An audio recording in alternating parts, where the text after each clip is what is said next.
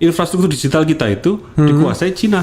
Mereka punya 41 proyek digitalisasi, mulai kabel internet, bawah laut, di atas dan segala macam, aplikasi 70-an, banking segala Di macam. Cina dan termasuk Indonesia, di Indonesia. Di sini 41 di sini saja. 41 proyek. Itu 2022. Makanya kita kadang-kadang sering dihubungi orang kan, dihubungi customer. Salah satunya. Jalan raya dikuasai, aplikasi dikuasai, cloud dikuasai, pusat data mereka bangun di sini. Total 2022 saja mereka punya lebih dari 41 proyek. Itu adalah proyek digital Silk Road. Ibarat manusia kita ini udah telanjang di depan Cina ya. Persis. Indonesia bang, nomor 1 pemain judi online. Dari 5 besar dunia, nomor 1 Indonesia. Allahu Ada Akbar. 178 akun unik judi online. Ada 18 juta pemain judi online aktif.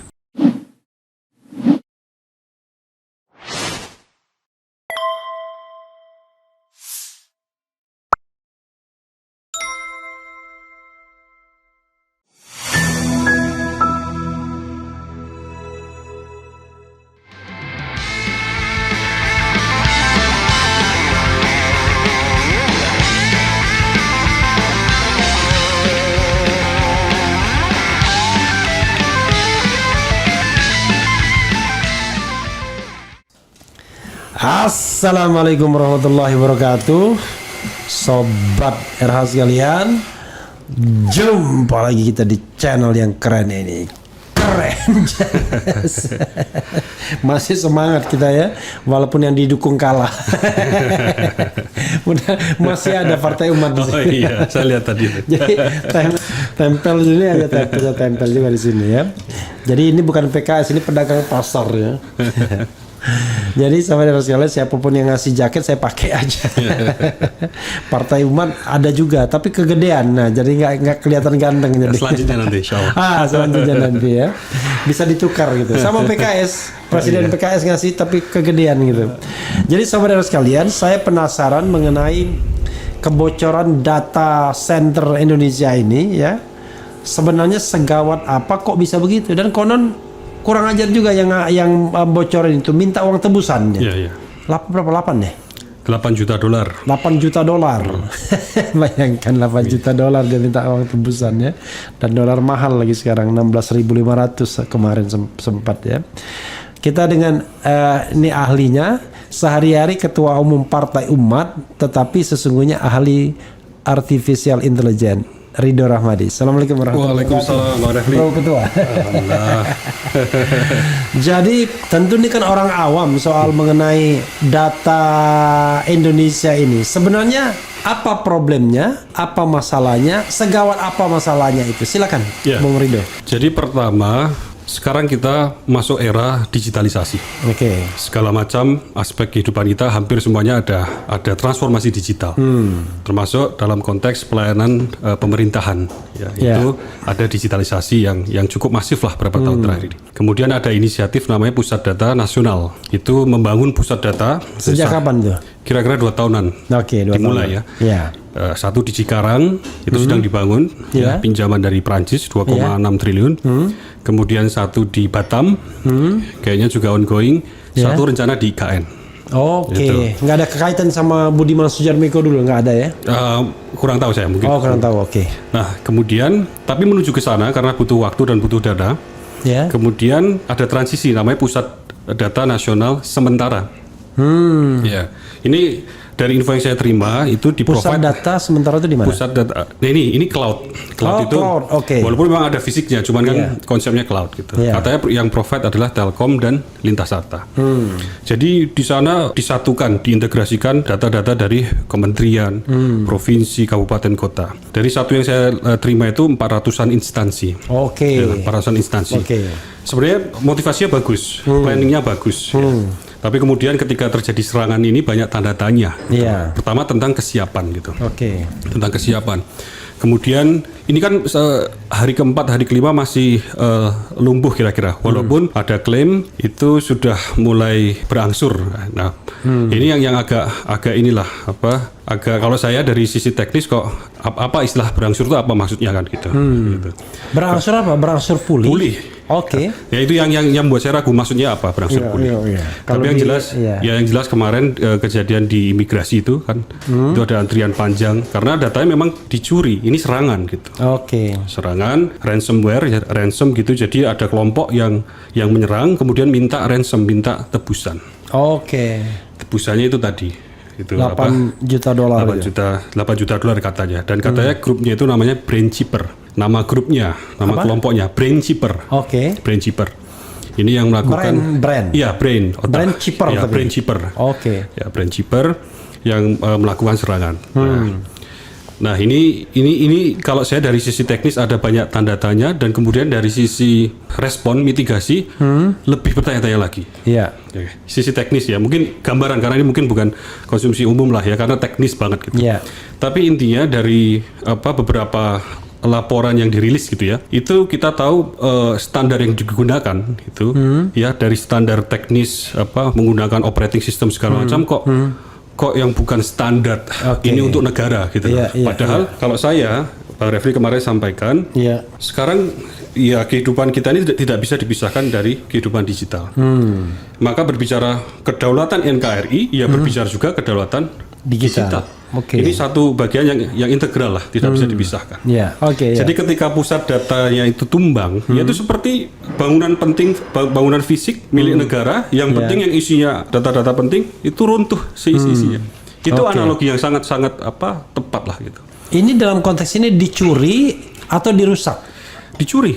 Jadi ransom itu biasanya adalah ransomware itu adalah dia sambil minum dia masuk kemudian mengenkripsi data, memberi kunci pada data tadi, ya sehingga pemilik asli kita pemerintah tidak bisa mengakses lagi kecuali pakai kunci yang dikasih dia, dibuat oleh dia Brainchipper ini. Ini kayak ini X saya dulu sebelum X itu?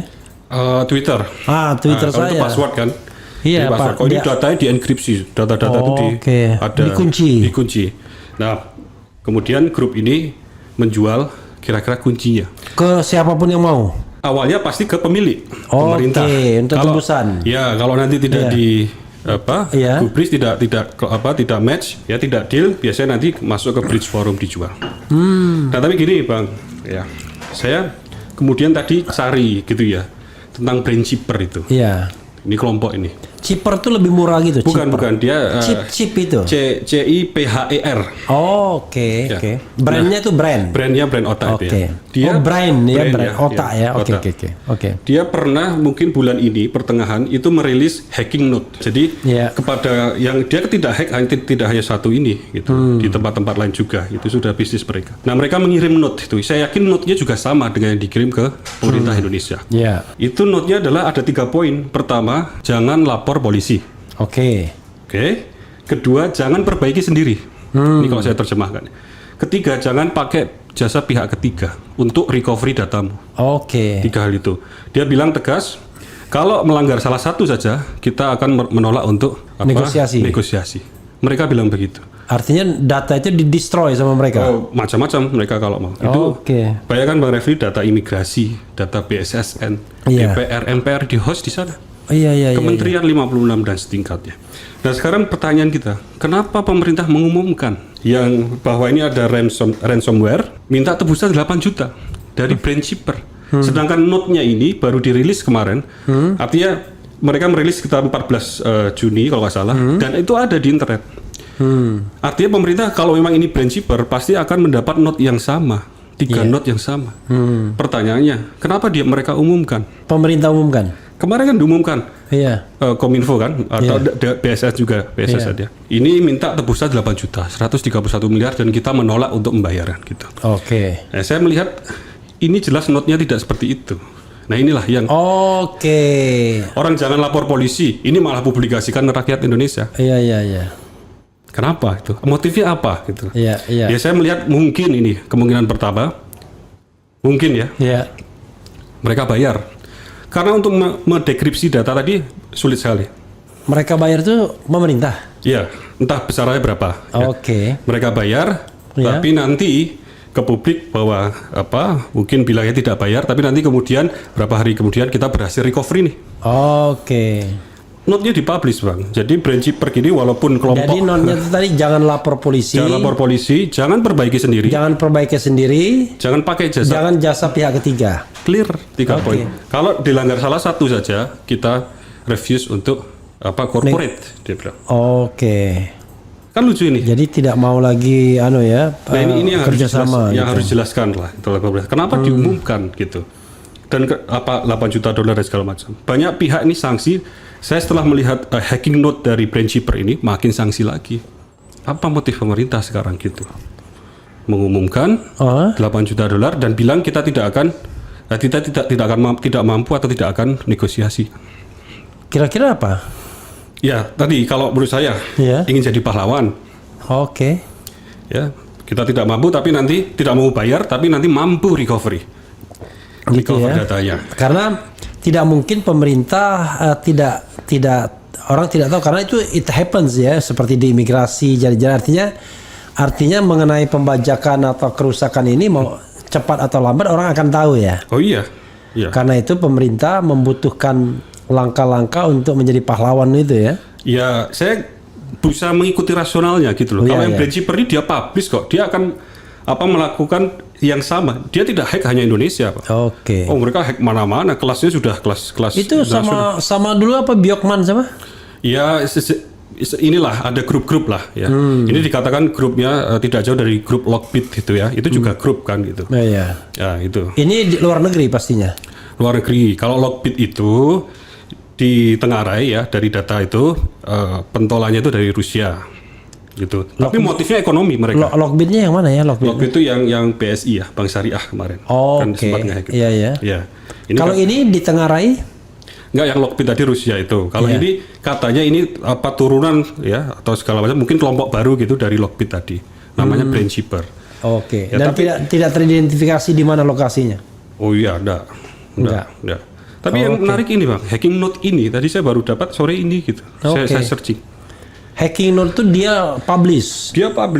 Silahkan bisa dicari. Kira-kira apa motivasinya untuk publish? Ya untuk menunjukkan serius mereka. Mereka serius. Ngancamnya serius. Ya, dan mereka kirim tidak hanya untuk Indonesia, kepada korbannya semua yang dihack itu. Jadi hacking note-nya itu standar approach mereka. Jadi mereka bilang ini bisa diselesaikan dengan support kami. Support itu kan bahasa IT, artinya kita bisa do something gitu. Iya. Itu. Ini yang mungkin Bang Refli nanti bisa gali lah dengan narasumber lain dan mungkin. Iya. Kenapa diumumkan? Oke. Ya ini menarik sih. Cuman masalahnya kan katroknya kan hostnya. Saya baca ini tidak ini kan. Jadi ada orang yang ada yang biasa aja. Ternyata ini luar biasa. Coba kita lihat dulu ya bagaimana apresiasi sobat era sekalian untuk melihat hal ini biar kita tahu nih the degree of dangerousnya ya di mana ya. Kemudian untuk menjadi negara kuat dan rakyat makmur, Indonesia membutuhkan banyak orang-orang berkualitas tinggi seperti Abah Anies, Bung RH dan Bung RG. Nggak ada kaitannya boys. Bung RH, data kita milik negara. Maksudnya apa nih? Era channel mantap. Banyak aplikasi pemerintah dibangun menggunakan program PHP. Apakah PHP itu bahasa yang sudah tidak layak dan tidak aman dipakai? Tanda tanya. Soalnya sistem di perusahaan unicorn aja haram dibuat pakai PHP. PHP ini apa? Ya itu bahasa pemrograman untuk web ya. Bukan ya, yang apa? PHP itu harapan itu. Oh iya. Ngasih PHP. Ngasih PHP itu apa itu? Aduh, harapan apa gitu ya. Menyala Pak Ketum, ayo bikin sekolah buat nyetak ahli-ahli IT. Ya, ini pasti ini followernya umat ya kayaknya ini ya. Hancur dari luar dan dalam, Indonesia carut marut. Kemudian it can get worse if 01 take over the power. Oh enggak ada kaitannya nih ya. Kemudian sistem itu membangunnya sampai terkena hacker, sekalipun itu buatan US atau negara yang lainnya. Membangun yang kuat jauh lebih baik dan hebat. Kita orang Indo yang terbaik di dunia. Maksudnya apa nih Salimun ini? Kejahatan yang diorganisir dari seluruh dunia itu skenario perbudakan modern di zaman sekarang. NKRI belum siap dalam cyber war. ekonomi politik rusak luar dalam. Jadi begini, ada satu benang merah mungkin yang mau saya tanyakan kepada Bro Ketua ya. Sebenarnya ini kan tidak bisa terhindarkan ya, dunia yang integratif digital seluruh dunia ini kan, kita nggak bisa menghindar kan? Tidak bisa, tapi serangan bisa kan? Iya, maksudnya kalau dulu kan kita menolak globalisasi apa-apa gitu. Politically iya, tetapi digitalisasi nggak bisa karena sudah lintas negara kan, borderless sudah kan. Nah, pertanyaannya adalah orang kita ini kan kadang-kadang nggak cinta data kan, kadang-kadang sontoloyo dengan data kan, kadang-kadang kan menganggap data nggak terlalu penting, nanti bisa di recovery, bisa dicari ulang dan lain sebagainya. Pertanyaan saya adalah sepenting apakah data-data yang ada di situ? Tadi disebutkan imigrasi misalnya, ya. Tapi apalagi yang kemudian membuat dia dia worth it untuk diperjualbelikan gitu. Jadi sekarang itu kebetulan saya belajarnya data science kemarin di Belanda itu 6,5 tahun. Jadi memang ada kemajuan AI, artificial intelligence yang mampu memeras insight, memeras knowledge, memeras meaningful information dari data. Minum dulu dah. Oh iya. Ini lagi semangat sekali. Lagi semangat. Oke. Jadi data sekarang Bang itu dikatakan the new oil. Oke. Ya, the new black gold. Oke. Iya. Karena yang menguasai data menguasai masa depan. Karena dari data itu gini Bang, representasi kita di dunia digital adalah data. I see. Jadi Bang Refli WhatsApp, Bang Refli belanja online, Bang Refli browsing apa, itu semua membentuk profil namanya Refli Harun di dunia digital. Dan itu bisa accessible. Accessible dong. Iya. Ini bagus Bang, nanti saya lanjutkan. Iya. Jadi Bang Refli komplit ini. Yang tidak Bang Refli ceritakan ke orang, itu di dunia digital lebih terekspos. Oke. Banking, masalah pribadi, ya dan segala macam data-data pribadi ya, macam-macam itu ada bentuknya. Nah AI sekarang itu memungkinkan kita untuk profile tadi, membentuk image seorang Bang Refli di dunia digital utuh. Oke. Nah sekarang siapa yang bisa akses tadi pertanyaan Bang Refli? Yang punya infrastruktur digital. Siapa yang punya? Sayangnya Bang, ini saya untuk langsung pada poin utama, infrastruktur digital kita itu dikuasai Cina. Oke.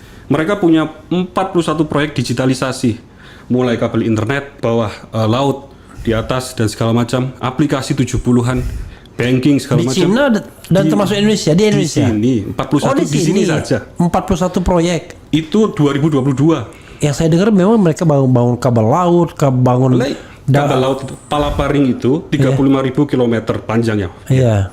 1.600 km dibangun oleh China. Di simpul timur Indonesia. Mereka ngambil simpul paling penting salah satunya. Menghubungkan Kalimantan, Sulawesi, dan Maluku Utara dan negara-negara luar itu. Mereka yang bangun. Fiberstar Bang, itu 3.000 km Jakarta, Surabaya. Kerjasama dengan itu menghubungkan juga 95 kota. Yang bangun siapa? China. Profilnya Bang. Mereka tanam di bawah. Ada bawah laut, submarine ya. Ada juga yang fiber optik. Ya, jadi Bang Refli itu seliburan setiap hari lewat jalan raya itu. Iya. Lewat aplikasi, belanja, banking. Dan mudah sekali kalau mereka mau. Mudah sekali. Kalau mereka Mana nih namanya Bang Refli Harun? Tahu. Mau nyolong sedikit kan? Karena saya tahu Bang Refli yang bankingnya bisa jadi korban kejahatan finansial. Tahu data-data pribadi, bisa pemerasan. Iya. Data kesehatan, data segala macam di profile. Bahkan AI tidak hanya profile saja. AI bisa memprediksi. Prediksi Bang. Preference politik Bang Refli, preference macam-macam. Kalau untuk kebutuhan bisnis, preference makanan, sehingga nanti ditawarkanlah makanan jenis ini. Preference fashion, itu analogi ya, contohnya. Makanya kita kadang-kadang sering dihubungi orang kan, dihubungi customer. Salah satunya. Jalan raya dikuasai, aplikasi dikuasai, cloud dikuasai, pusat data mereka bangun di sini. Total 2022 saja mereka punya lebih dari 41 proyek. Itu adalah proyek digital Silk Road. Ibarat manusia kita ini udah telanjang di depan Cina ya. Persis. Saya juga menggunakan bahasa telanjang. Telanjang. Jadi mereka tahu semua dalaman kita. Jadi yang ingin saya sampaikan juga Bang, PDN Tumbang ini hanya skala kecil dibanding kalau Cina matikan internet hari ini. Selesai kita. Iya Bang Refli, gimana YouTube-nya? Iya. Ya, channel Refli Harun gimana Bang? Itu satu contoh. Iya. Nggak tersampaikan ini semua. Iya. WhatsApp mati, belanja online mati, segala macam. Dan itu China. Yang sekarang mereka punya agenda politik Lebensraumnya itu. Ya mulai sekitar 2010-an lah, 2015. Memang secara data itu masih dikuasai Barat. Iya. Secara global mereka leading lah gitu. Tapi China ini ada muatan politiknya, ekspansi tadi loh Pak, Lebensraum ingin menguasai lewat proyek apa Belt and Road Initiative ya. Itu ada versi digitalnya namanya Digital Silk Road, jalur sutra digital. Oke. Mereka bangun infrastruktur, tidak hanya bangun, mereka bisa akses, bisa operasi. Kalau nggak mampu bayar nanti, apalagi kita full operasi. Pusat data udah punya 2 tahun 2022 di sini. Mereka lihat swasta-swastanya gencar. Jadi sebenarnya pura-pura punya swasta nasional, tapi belakangnya Cina gitu ya? Oh iya, apalagi negara komunis, swasta di sana. Kalau nggak nurut kayak Jack Ma kan hilang berapa lama tuh? Iya. Ya, kalau nggak nurut, bisa hilang gitu.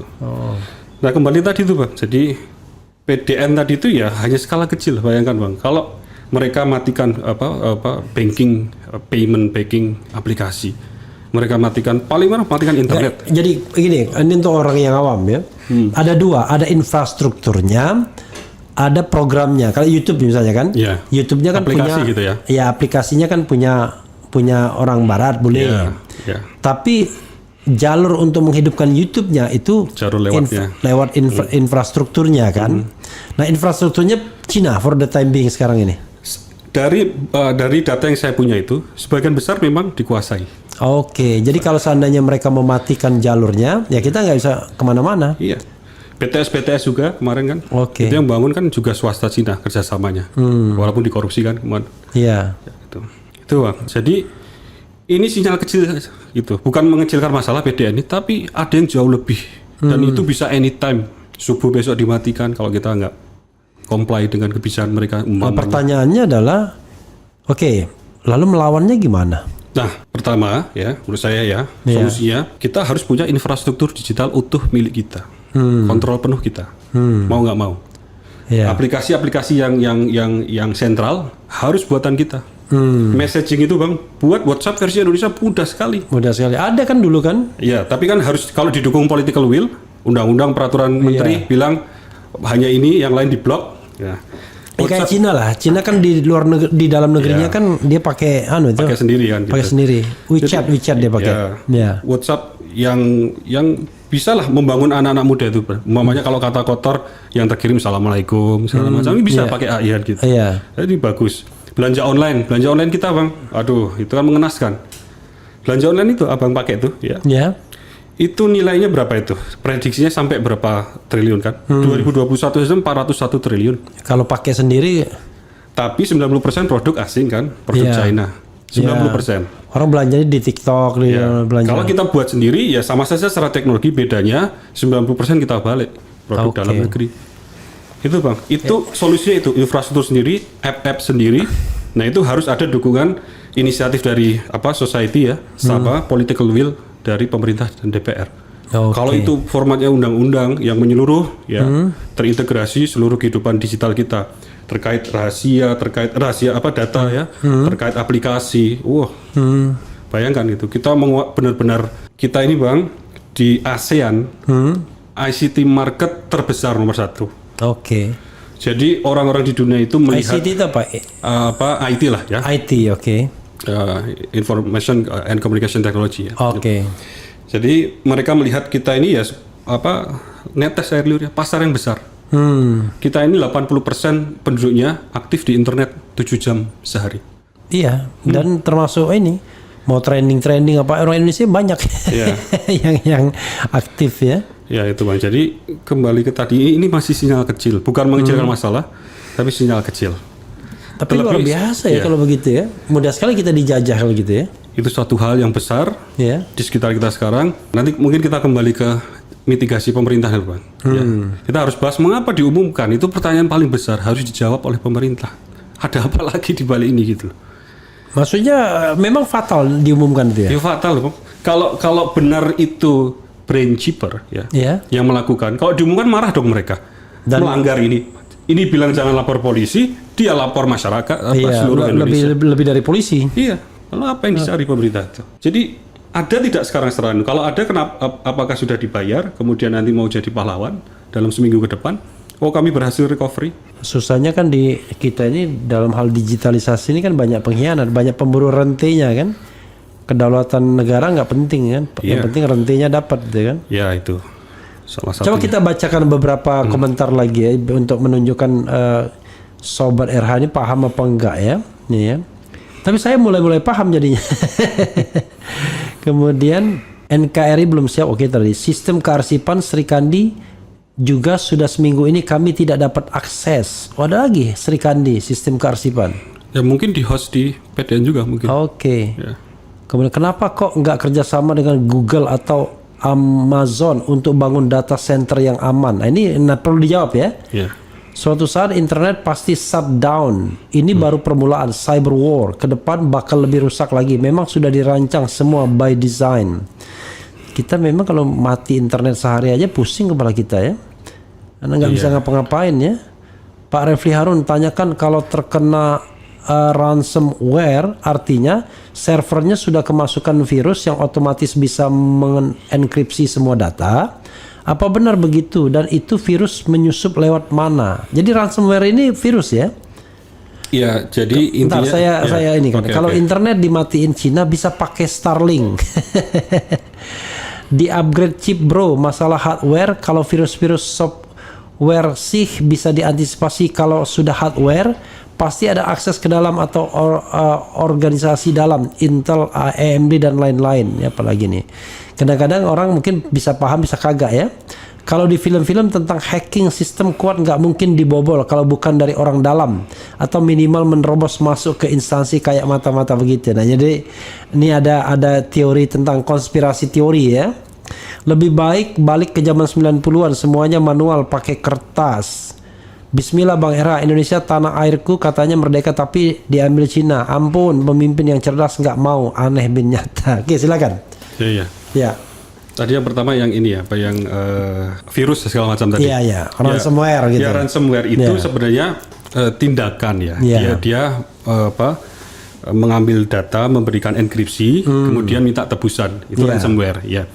Nah, ini caranya macam-macam Bang, nggak ada yang satu. Tapi biasanya adalah istilah sekarang clickbait ya. Oke. Dia kirim phishing ya, email. Ya. Ada link-link. Nah, atau undangan pernikahan gitu. Ya. Nggak pengalaman tuh, Bang Refli? Iya, undangan pernikahan itu tapi saya nggak klik karena udah terinformasi kalau sudah nggak jelas nomornya, saya nggak klik. Contoh gitu. seperti itu. Ya.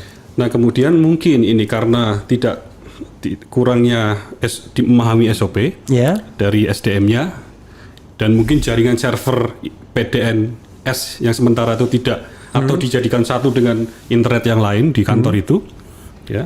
Terus kemudian karyawannya itu ya mungkin dengan keterbatasan tadi mengeklik, masuklah dia ya, masuklah ke sistem tersebut. Oke. Nah, kemudian dari yang diberitakan itu kan mereka pertama melumpuhkan sistem keamanan. Oke. Kemudian sistem keamanan lumpuh di operating system ya, di komputernya. Kemudian mereka menginstal macam-macam, melumpuhkan file sistem dan seterusnya. Kemudian mengambil data tadi, mengenkripsi. Oke, dia ini kayak itu ya, kayak AI itu ya. Iya. Dia bisa kayak manusia, dia bisa kemana-mana. Dan itu kumpulan skrip ya, yang dieksekut secara kira-kira otomatis begitu. Gitu. Itu dikendalikan dari jarak jauh atau mereka jalan sendiri ketika masuk virus? Ketika sudah masuk, macam-macam skenario Bang. Bisa itu membuka pintu kemudian mereka masuk. Oke. Bisa dia berjalan eksekusi script by script, baris-baris itu jadi otomatis gitu. Saya membayangkan ya, sekarang dengan dana yang terbatas gitu-gitu ya, gimana membangun data center sendiri ini? Di Cikarang itu pinjaman dari Perancis adalah 2,6 triliun. Sebenarnya kecil Bang, dibanding dengan resiko. APBN kan kemana saja itu arahnya itu. Oke. Kan kecil itu. Ini kenapa harus pinjam Perancis 2,6?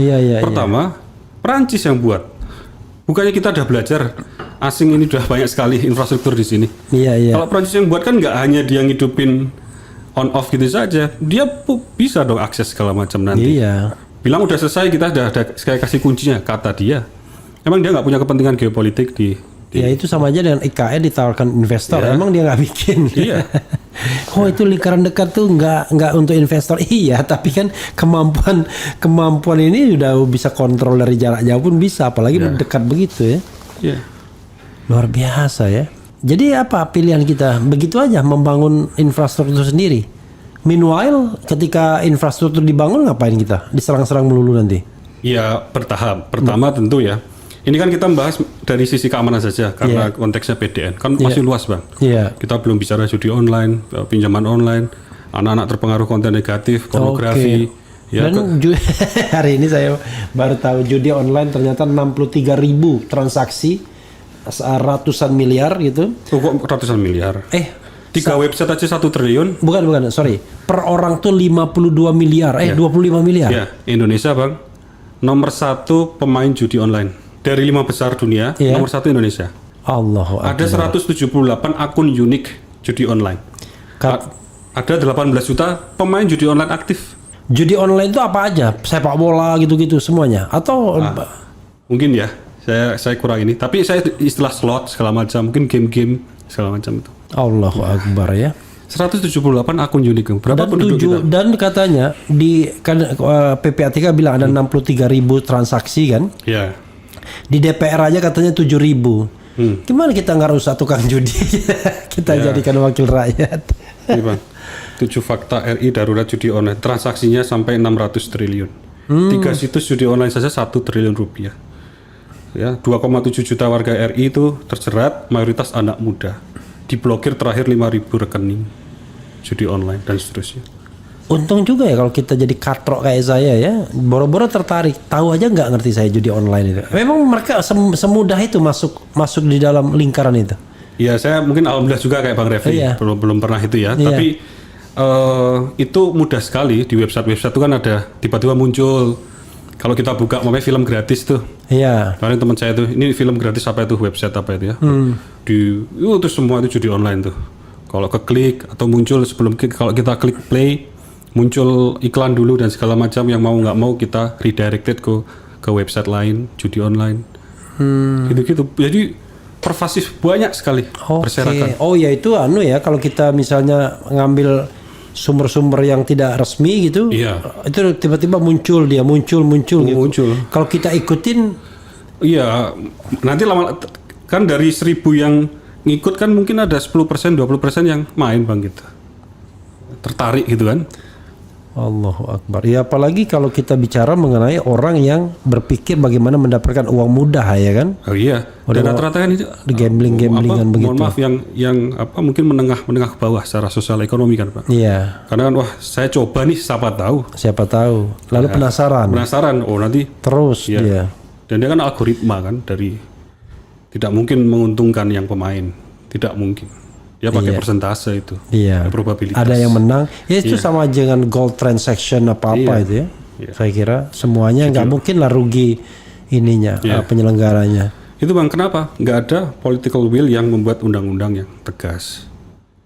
Ya gimana political will kalau seandainya terlibat sebagai provider misalnya, ya kan, untuk pengambil keuntungan. Karena itu easy money kan jadinya kan. Termasuk misalnya easy money itu ya aplikasi-aplikasi yang menyediakan jasa yang kemudian dijual ke pihak asing sahamnya kan, easy money jadinya kan. Gitu. Dan orang-orang begitu bisa jadi menteri. karena dia punya dia provide jadi cukong juga. Kacau negara kita nih ya. Makin kacau jadinya. Banyak bang itu. Kita belum bicara pinjol dan lain-lain. Karena kita intinya bang tidak punya kontrol terhadap kehidupan digital kita. Infrastruktur jalan raya punya asing, aturan tidak ada. Tidak ada aturan bang. Kalau di perempatan kira-kira tuh ya, siapa yang lewat dulu itu tidak ada rambu-rambu ya kan. Jadi konten negatif masuk saja, konten pinjol masuk saja, konten judi online masuk saja. Saya surprise tuh gini, ya kan? Tiba-tiba ada interview antara Najwa Shihab dan Dr. Terawan, ya kan, mengenai diabetes dan lain sebagainya kan. Kok bisa gitu loh? Padahal itu fake gitu loh. Tapi kalau saya buka YouTube, kadang-kadang muncul yang itu. Kok bisa ya? Padahal kan resmi kan ya, kalau di iklan gitu kan resmi kan. Kok bisa gitu? Ada omongan Najwa Shihab. Yang saya tahu bukan Najwa Shihab itu. Oh, di fake ya? Iya. Istilahnya dipalsukan. Pakai wajahnya itu. Iya, pakai wajahnya soalnya dia ngomong itu. Itu AI bang, deep fake. Itu teknologi deep learning. Dan kalau itu kelihatan betul bahwa itu bukan Najwa Shihab, bukan terawan gitu-gitu. Walaupun adalah dimirip-miripin sedikit gitu. Momennya Bang Refli ya, itu bagaimana saya bisa create suara atau wajah Bang Refli sehingga bisa bergerak tadi kayak Najwa itu. Ya cukup mungkin saya butuh 100 foto Bang Refli saya kumpulin dari internet atau video Bang Refli banyak sekali di itu tadi ya. Kalau ini sih dia agak kasar karena dia cuma satu momen saja ketika Najwa foto. Bukan video. Tapi ya dia mainkan suaranya. Seolah-olah ngomong begitu. Karena tadinya terawan sama Najwa kan saya tertarik kan. Begitu kita coba telepon langsung ditangkapin kan. Coba kita kirim langsung ditangkapin. Untung staf saya bilang jangan Pak itu gitu. Oh, linknya. Iya, begitu kita linknya kan dia bilang wah hari ini penawarannya. Karena kita kan kadang-kadang itu phishing tuh tadi. Phishing tadi apa kamuflase kan clickbait itu. Iya. Itu bisa jadi awal ransomware yang di Pusat Data Nasional itu. Iya. Email. Jadi bahaya sekali kita nih mobile banking kita di handphone. Ya ada risikonya. Pertama aplikasi itu sekarang dijelaskan oleh bank itu yang buat siapa itu. Data yang saya terima itu juga China yang buat bagian besar. Tuh. Jadi mereka yang buat ya apa nggak punya akses? Iya. Iya maksudnya kalau kita nggak rajin-rajin ngecek bisa hilang uang kita ya? Iya. Yang jelas nggak bisa nambah kan? Iya kalau ada yang nambah enak tuh. Allahu Akbar ya. Kalau kita lagi ada kepentingan sesuatu tiba-tiba uang kita hilang nggak bisa ngapa-ngapain lagi kita. Kalau kita Bang Refli vokal kan? Gitu. Ya nanti kalau nggak disukai. Nanti vokalnya sudah menyerang asing, mereka punya akses kenapa? Nah ini di stop aja lah ini dikerjain gitu. Oke. Tapi saya kira Bro Rido duluan ya. Kalau ini cuma vokal tapi dia nggak ngerti tentang ini ngerti nih orang. Iya. Tapi isinya banyak Bang Refli mungkin. Nggak mungkin. Klinik perorangan. Nah kalau ini lembaga katanya kita sama lembaga-lembaganya kita. Luar biasa ya. Coba kita lihat lagi kita baca lagi nih ya. Lalu bagaimana cara mengatasi judi online agar tidak bisa diakses oleh masyarakat? Sudah diblokir Kominfo, mereka ganti IP domain, apalagi kalau orang-orang udah candu mereka pakai VPN. Jadi,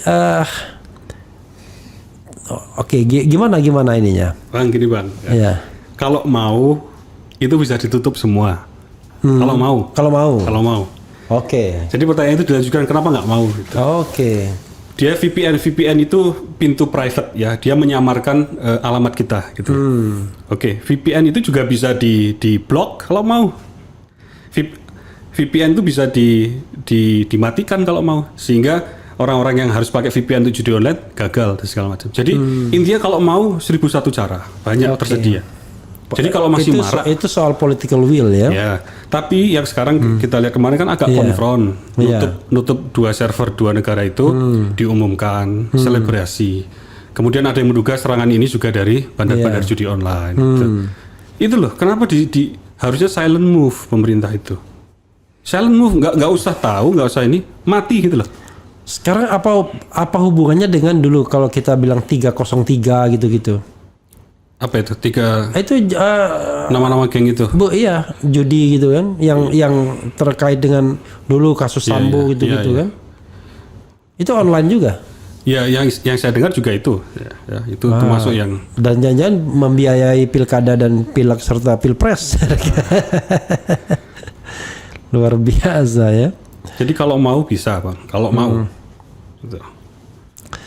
Kemudian ini Bang, Kominfo suruh buat DNS nasional dan grid firewall Indonesia untuk tembok internet. Maksudnya apa ini? Ya kira-kira untuk mengatur lalu lintas. Saya setuju. Siapa yang bisa lewat jalan depan situ? Ya, pertama jalan harus kita miliki, kemudian rambu-rambu tadi siapa yang bisa masuk, itu keluar dan segala macam. Itu diatur tadi itu. Itu bagus. Gitu. Jadi kalau mau bisa Bang semua ini. Dan kalau memahami Bang gitu. Ya. Saya membayangkan ya betapa strategisnya Menteri Komunikasi dan Informatika itu ya. Posisinya. Iya. Karena sangat sentral saat ini. Terkesan kok seperti ya mungkin untuk tiba-tiba yang mengisinya entah kita nggak tahu ini apa latar belakangnya kan. Ini kita frankly speaking sebagai rakyat boleh dong kita ngeritik kan. Awalnya Johnny Plate, kita nggak tahu Johnny Plate itu apakah dia punya pengalaman di bidang komunikasi dan informatika ya kan, yang begini. Lalu berikutnya adalah Projo yang most of the time waktunya habis untuk mempromosikan calon presiden dan lain sebagainya. Jadi prihatin kan kita, Bang. Ini begitu sentral di era digitalisasi ini, hitungannya detik perkembangan itu kita harus catch up. Kalau nggak ketinggalan masalah security, masalah ini tadi semua konten negatif dan segala macam. Kemudian yang pegang kemudi entah kemana. Bayangkan Kominfo kemarin itu dikritik kan waktu ulang tahun presiden kan, dia mengeluarkan karena foto itu kan seperti duka cita kan. Sungkawa itu kan. Dari situ aja kelihatan, loh kok ini sumber daya manusianya kok rendah banget nih kayaknya. Kok ngetesnya kok sampai ke sana gitu. Padahal budget triliunan. Gitu. Iya. Anggarannya gede Kominfo ya? Gede dong, Pak. Gede sekali. Kemarin mereka kan sempat beli alat entah apa namanya itu ICE atau apa ya. Intinya untuk filtering atau hunting konten hoax, mungkin porno juga ya. Kok nggak salah ratusan miliar. 200 nggak salah. Enggak, maksud saya pantas saja ditaruh di situ sebelum pemilu ya. Ada kaitannya nggak? Nah terus mengajukan lagi anggaran 1 triliun untuk alat serupa, tapi kemudian kan korupsi, tertangkap korupsi itu. Memang susahnya kita ini ya, apapun program tuh nggak jalan karena korup itu. Yeah. Mau bikin ini korup, mau bikin apapun korup. Begitu ada ini anggaran makan-makan ini udah mulai nih. Untuk yang koruptornya itu mulai cakar-cakaran ya. Yeah. Gitu. Ini menggemaskan bangsa ini. Luar biasa ya. Oke, kembali kepada yang tadi ya. Mungkin secara komprehensif nggak terasa kita udah 1 jam ya. Secara komprehensif how to do ya. Jadi what should be done gitu ya. Oke. Apa aja? Saya kan karena saya nggak paham, silakan step by step Bro Rido menyampaikan. Saya lebih luas, tidak hanya masalah PDN ya. Iya. Pertama, masyarakat tidak harus bergantung pada pemerintah, bisa memulai inisiatifnya. Tadi menyambung komen tadi, kita harus punya banyak sekolah-sekolah itu menjadi inkubasi atau yang melahirkan, ya, itu ahli-ahli IT yang praktikal, tidak hanya teori, Bang. Bisa buat sesuatu, bisa melakukan sesuatu. Iya. Kemudian banyak inisiatif-inisiatif seperti istilahnya hackathon, itu sayembara untuk membuat aplikasi-aplikasi, software-software dan segala macam. Buat WhatsApp versi Indonesia, kita kumpulan uang untuk hadiah dan segala macam. Buat belanja online versi Indonesia, Google versi Indonesia dan seterusnya. Itu yang bisa dilakukan masyarakat ya. Kemudian edukasi ke domestik ya, masing-masing keluarga tadi, screen time tentang konten negatif dan segala macam. Itu yang bisa dilakukan masyarakat, Bang. Jadi dari kampus, dari rumah-rumah dan segala macam. Jadi lahirlah aplikasi-aplikasi dan lain sebagainya.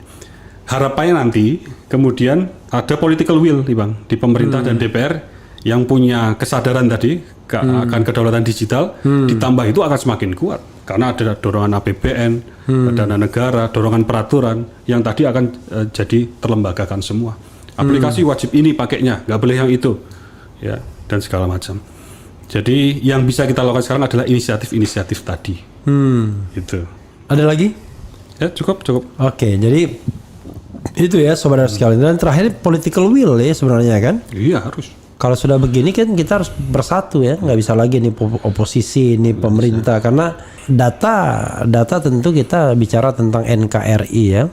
Ini terakhir Bro Rido ya, Bro Ketua, saya harus sampaikan ini dari Coke Sepatu New. Bang Refli titip pertanyaan ke Rido, ikut dukung Anies di Pilkada Jakarta enggak? Ya. Ada pertanyaan begitu? Ya, ini kita sedang konsolidasi ya dengan DPW DKI. Ya. Nampaknya kemarin ada ya aspirasi lah. Ya. Ada ke Pak Anies, ada juga ya ke yang lain. Terus masalah wakil ada yang lain. Yang lain tuh ke Kaisang maksudnya? Oh, bukan. Siapa tahu ke Kaisang. Oke, yang pertanyaan lebih terakhir bener nih. Tadi saya lihat waktu di video pertama berkunjung ke DPD. Iya. Ke DPD dan kemudian di blow up seolah-olah Pak Amin setuju amandemen konstitusi presiden kembali ke pemilihan MPR gitu ya, atau Ya, tapi bukan open end, ini ya bukan binary statement gitu ya dan tidak ya. Iya. Jadi yang digagas Pak Amin itu adalah masih ada ruang diskusi kan gitu. Ada beberapa konsep yang memang mungkin melihat situasi terakhir itu, ternyata money politik gila-gilaan. Iya. Yang dulu kan semangatnya itu dengan one man one vote itu 1% nanti ya, marah perempuan. 1% ya, 1% one vote itu kemudian tidak mungkin orang bisa membeli Ya. triliunan. Oh ternyata kenyataan bisa. Ya. Nah itu kan ada wacana kemudian MPR kembali. Nah, tapi kan ada poin-poin yang masa jabatan presiden maksimal 2 kali kan tidak mau kita rubah juga kan. Ya. Gitu. Itu kan kita. Jadi kemudian ada menggunakan istilah addendum bukan amandemen. Ya. Itu yang Pak Amin ya terbuka gitu ya. Pada prinsipnya mari kita duduk lagi bersama. Nah DPD kemarin itu sudah punya proposal, usulan beberapa poin dibacakan, sudah jadi buklet juga yang kemudian akan disampaikan gitu. Ya, itulah di situ ya Pak Amin ya mendukung untuk kemaslahatan bangsa lah gitu. Jadi bukan langsung iya dan tidak gitu. Gitu. Jadi karena DPD sekarang sedang jualan kembali Undang-Undang Dasar 45 kan ya. Oke, Bro Ketua, mudah-mudahan interview ini bermanfaat ya. Sekali lagi memang ini bidang yang sangat-sangat penting, tetapi tidak banyak orang yang mendalaminya dalam hal yang sifatnya strategis ya. Bahkan kadang-kadang biasanya penjahatnya ya orang yang paham ini pasti. Jadi kalau seandainya ada 100 orang belajar tentang IT ya, ICT lah termasuk tadi ya. Kita tidak tahu berapa orang yang punya komitmen untuk menyelamatkan bangsa ini ya. Mudah-mudahan banyak. Tapi kalau misalnya 90% mau cari keuntungan aja, waduh. Mereka mungkin kaya raya karena yang namanya uang nggak punya kewarganegaraan ya kan. Either Anda mendapatkan rupiah, dolar Amerika, dolar Singapura itu duit semua itu. Itu saja sahabat sekalian. Wassalamualaikum warahmatullahi wabarakatuh. Waalaikumsalam warahmatullahi wabarakatuh.